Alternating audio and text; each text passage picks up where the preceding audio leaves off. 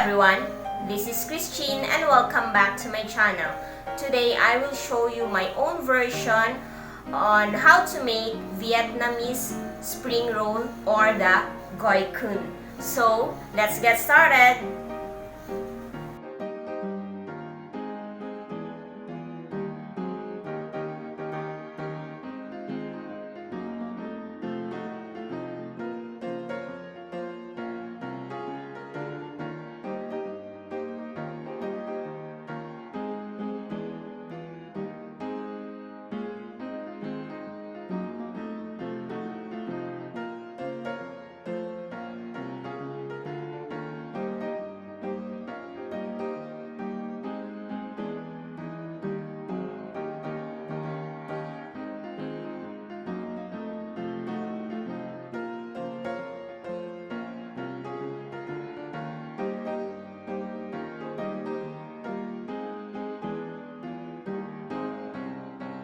So, while hinihintay natin na lumambot yung ating pork, mag-slice ako ng ating cucumber.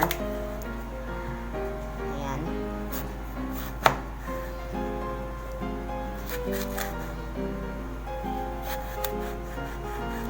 Then, tanggalin lang natin yung seeds niya. Depende kung gaano kanipis or kapal yung gusto niyo. There.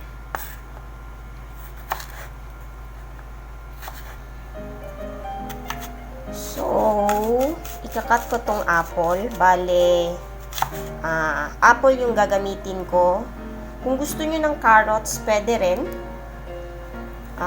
Turnip, pwede rin. Depende kung anong gusto ninyo.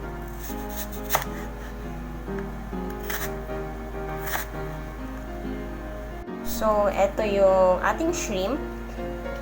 Bale, ikakat ko siya half.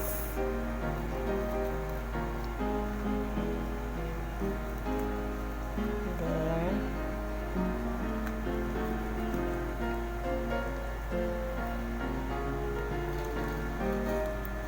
Ganito pala dapat siya para easy lang.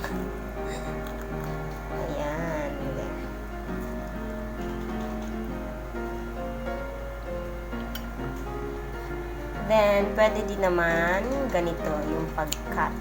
There.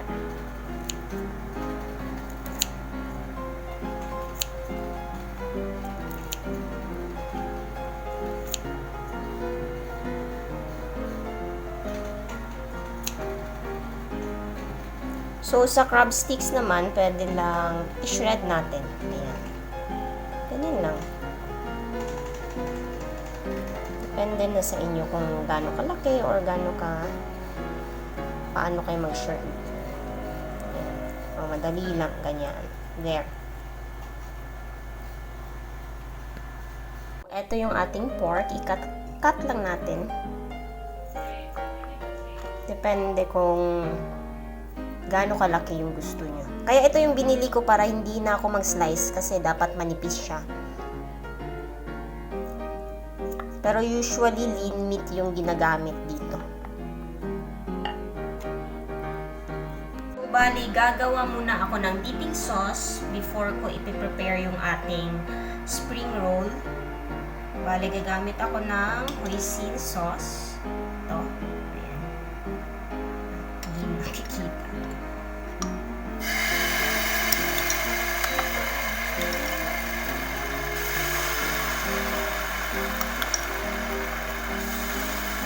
Bale, 4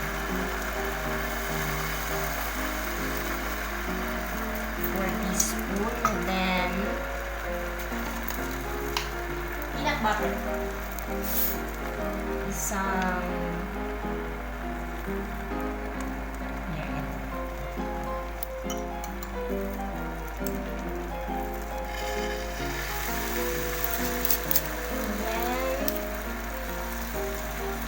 Ilalagay ko yung ating broth kanina sa pinagkuluan mo pork and shrimp. So, mix lang natin. Then, mag-a-add lang tayo ng ating broth. Kung masyado siyang sticky. Ang bango niya, grabe. So, dadagdag lang ako ng broth natin.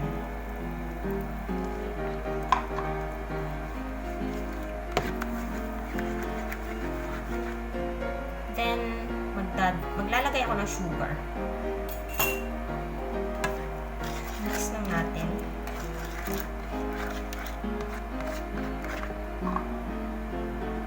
Ayan, tansya-tansya lang tayo. Huwag masyadong sticky yung ating sauce. At saka yung gagawin nating sauce, depende sa gaano karaming spring roll yung gagawin natin. So, eto na siya. Ayan, ganyan. So, ililipat ko na lang siya sa lalagyan. So, ipe-prepare na natin yung ating Vietnamese spring roll. Eto yung rice paper. Ayan. Bale, magpe-prepare tayo one by one. So, i-dip natin dito sa water. By the way, this is warm. Pwede ring room temp. Ayan. Basta tama-tama lang. Siyempre, eto. Hintayin natin na mag-soft. And be careful kasi sticky siya. Kaya huwag natin i-over soap. Ayan. Pag lumambot na, okay na siya.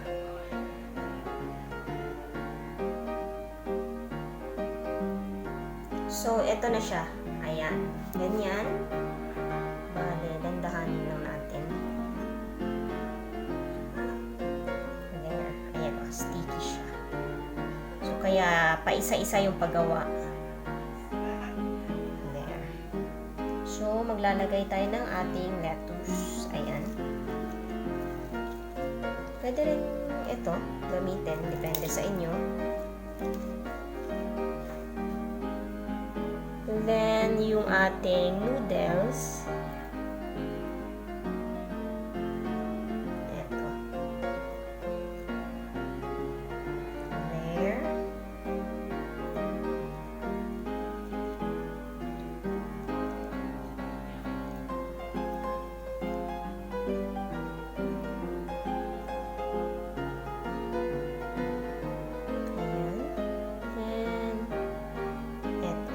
Pwedeng isa, pwedeng dalawa.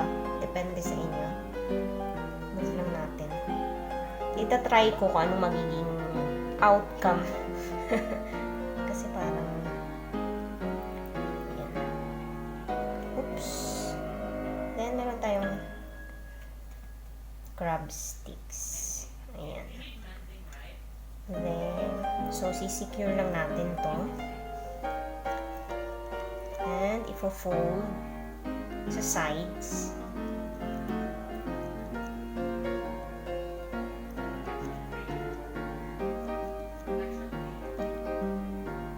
So, eto, ifo-fold natin. O, diba? Parang, ayan.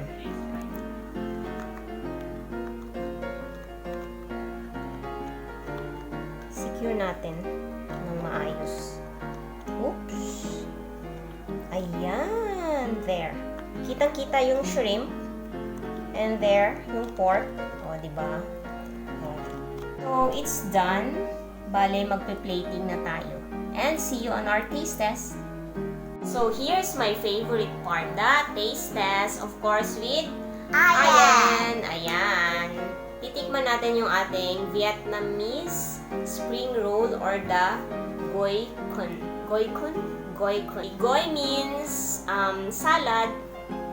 Kun, con, means roll. Ayan, salad roll sa Vietnamese spring roll. Ano ba? Ganun. So, titikman natin. Yan po. Ayan, pakita mo. Ayan. Diba, ang ganda. Nakikita ba? So, meron tayong peanut sauce. There. Ayaw mo? Dip mo dito.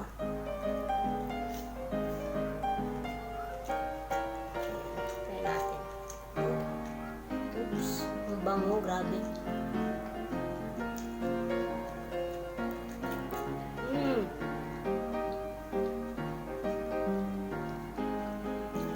Sarap.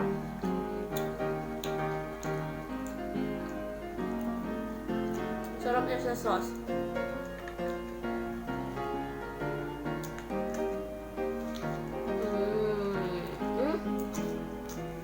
So good. Try mo.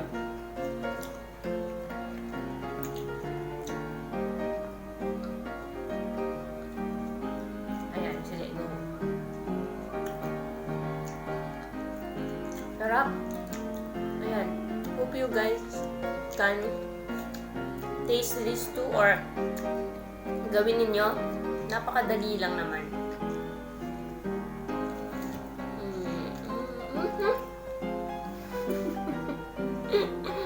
Ang sarap.